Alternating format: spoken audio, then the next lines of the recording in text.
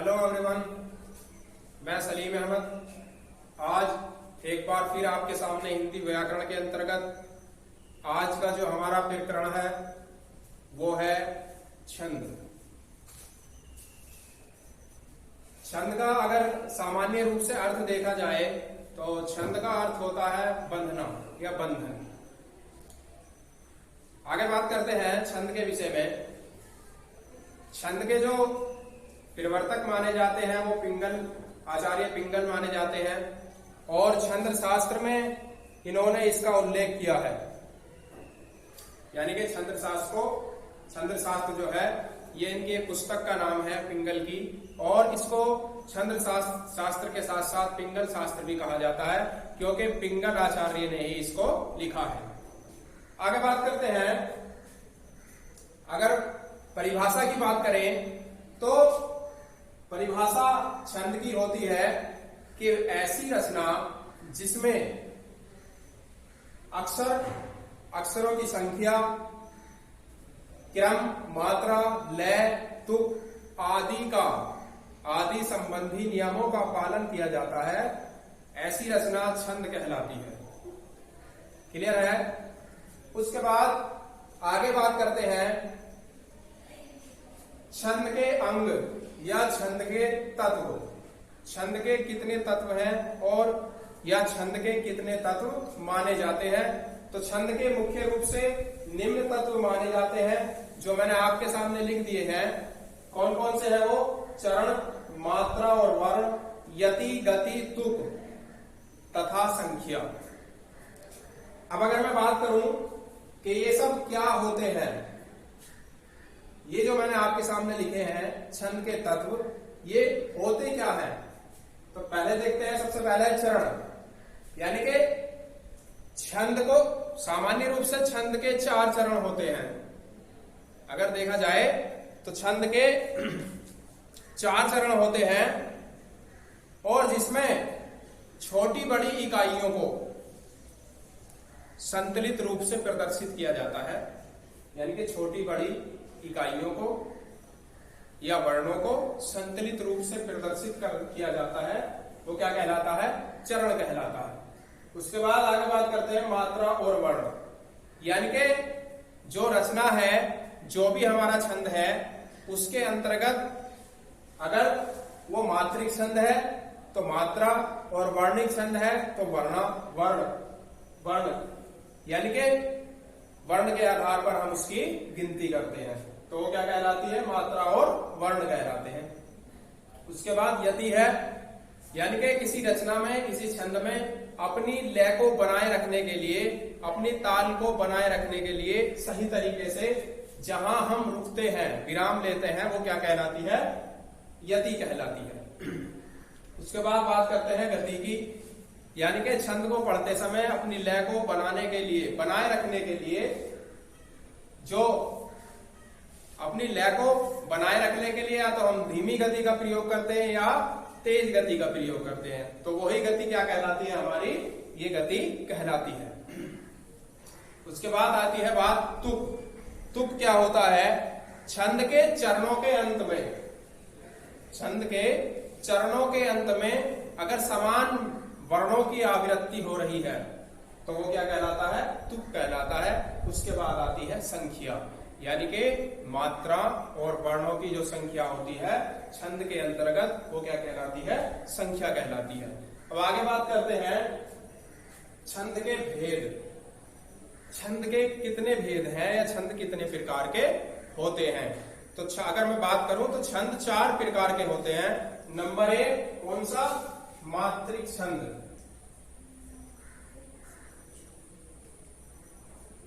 Number 2 वर्णिक छंद, और number 3 होता है उभय छंद, और नंबर 4 होता है मुक्तक छंद।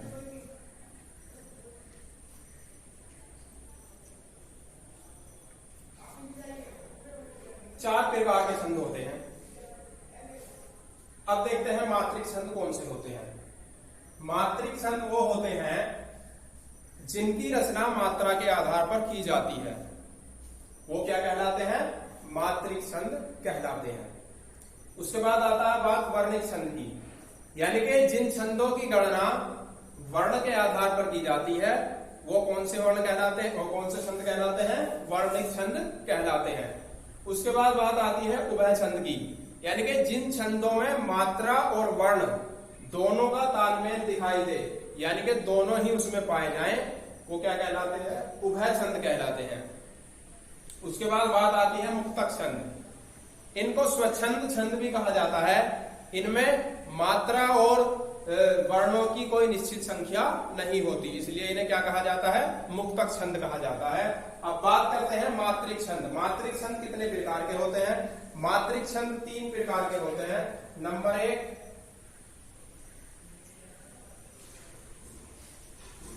सममात्रिक छंद,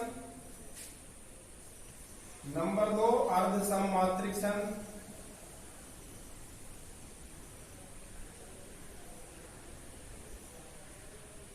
और नंबर 3 होता है विषम मात्रिक छंद।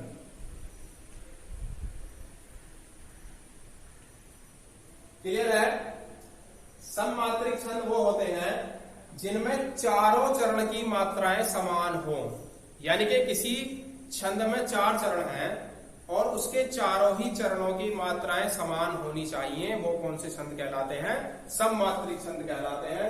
उदाहरण के तौर पर मैं आपको बताऊं, चौपाई। चौपाई कैसा छंद है?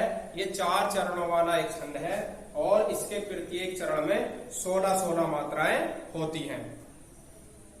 तो चारों चरणों में बराबर मात्राएं होंगी तो वो कौन सा छंद कहलाएगा? सममात्रिक छंद कहलाएगा। उसके बाद बात आती है सममात्रिक छंद की, यानी कि ऐसा छंद जिसके 2 चरण समान हो और 2 चरण असमान हो, यानी कि अर्ध सम, यानी कि आधा सम और आधा विषम। ऐसे कौन कौन से छंद हैं? दोहा है, सोरठा है। इनकी क्या परिभाषा होती है दोहा की? कि इसके दोहा, इसमें 4 चरण होते हैं। इसके पहले और तीसरे चरण में 13 मात्राएं और दूसरे और चौथे चरण में 11-11 मात्राएं होती हैं, यानी कि 2 चरण सम है और 2 चरण विषम है। तो इसलिए इसको क्या कहा गया? अर्ध सममात्रिक छंद। बात आती है विषम मात्रिक छंद की। विषम मात्रिक या संयुक्त छंद, यानी कि ऐसा कौन सा छंद है? ऐसा कुंडलिया छंद है जो विषम मात्रिक छंद का उदाहरण है। इसमें 6 चरण होते हैं। इसके आदि में दोहा और अंत में रोला छंद लगाया जाता है, इसलिए इसको संयुक्त छंद कहा जाता है। बात क्लियर है? उसके बाद बात अब आगे देखते हैं मात्रिक छंद के अंतर्गत। सबसे पहले हम देखते हैं, एक उदाहरण देख लेते हैं कि मात्राओं के आधार पर किस प्रकार गणना की जाती है। मैं आपके सामने यहां पर लिख देता हूं एक उदाहरण।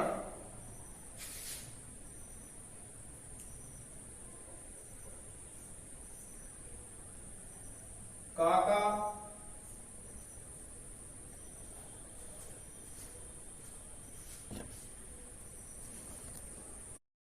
आगे देखते हैं उदाहरण। एक मात्रिक छंद का उदाहरण मैंने यहां पर लिखा, काका कागो धन हरे, कोयल काको दे, मीठे वचन सुनाए कर, जग अपना कर ले। अब मैं इसकी मात्राएं लगाकर आपको दिखाता हूं। देखिए, एक बात और ध्यान रखिए, मात्रिक छंद में 2 प्रकार की मात्राएं होती है। नंबर 1 दीर्घ मात्रा और नंबर 2 लघु मात्रा। जो दीर्घ होती है, जो दीर्घ मात्रा है उसका साइन क्या होता है? इस प्रकार का होता है। और लघु मात्रा का, लघु या ह्रस्व, इसका साइन ये होता है। 2 से अधिक मात्राएं नहीं होती और 1 से कम मात्रा भी नहीं होती। तो एक दीर्घ मात्रा और एक लघु मात्रा, यानी कि जब शब्द में अगर कोई दीर्घ वर्ण है तो वहां पर क्या होगी? 2 मात्राएं होंगी, और अगर लघु वर्ण है तो वहां पर 1 मात्रा होगी। तो सबसे पहले हम देखते हैं का, यानी कि का कै प्लस आ से मिलकर बना है। तो कौन सा स्वर है? यहां पर दीर्घ स्वर है। तो यहां पर कौन सी मात्रा होंगी? 2 मात्रा। तो 2 मात्रा यहां पर होंगी, 2 ही यहां पर होंगी। उसके बाद हम यहाँ देखते हैं का, यहाँ पर भी 2, और गे ओ गो, तो यहाँ पर भी 2 मात्राएं होंगी। और भय क्योंकि ह्रस्व स्वर है तो 1 मात्रा है, और नय हमारा क्या है, ये भी ह्रस्व स्वर है, यहाँ पर कितनी मात्राएं होंगी, 1 मात्रा होगी। अरे है पर 1 मात्रा होगी क्योंकि ह्रस्व स्वर है, और रे पे मात्रा 2 होंगी क्योंकि एक दीर्घ स्वर है। ये जो हमने लगाया इसको क्या बोलेंगे, इसको बोलेंगे यति। ठीक है, यति। आगे कोयल दीर्घ मात्रा 2 होंगी, यह ह्रस्व स्वर है तो 1 मात्रा, ल पर भी 1 मात्रा, का पर 2 मात्रा, और को पर 2, और दे पर 1, और य पर 1, सॉरी दे पर 2 मात्रा होंगी। उसके बाद मी हे दोनों पर 2 मात्रा, वे चे ने क्योंकि तीनों ह्रस्व स्वर है तो 1 मात्रा होगी।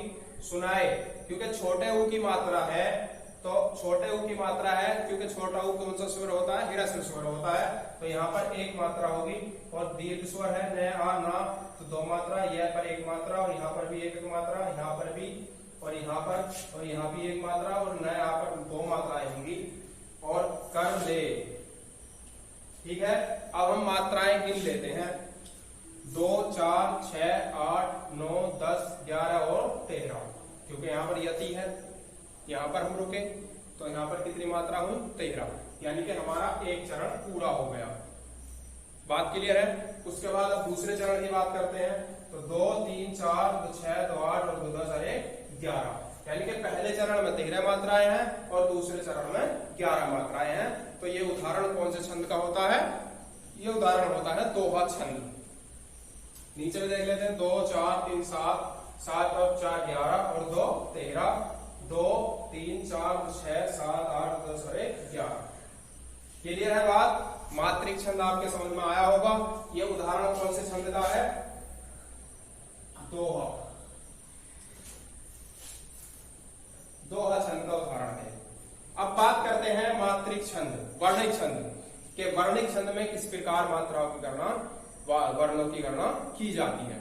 मैं देखता हूं यहाँ पर 1 वर्ण हुआ, 2, 3, 4, 5, 6, 7, 8, 9, 10 और 1, 11, 11 वर्ण हो गए यहाँ पर।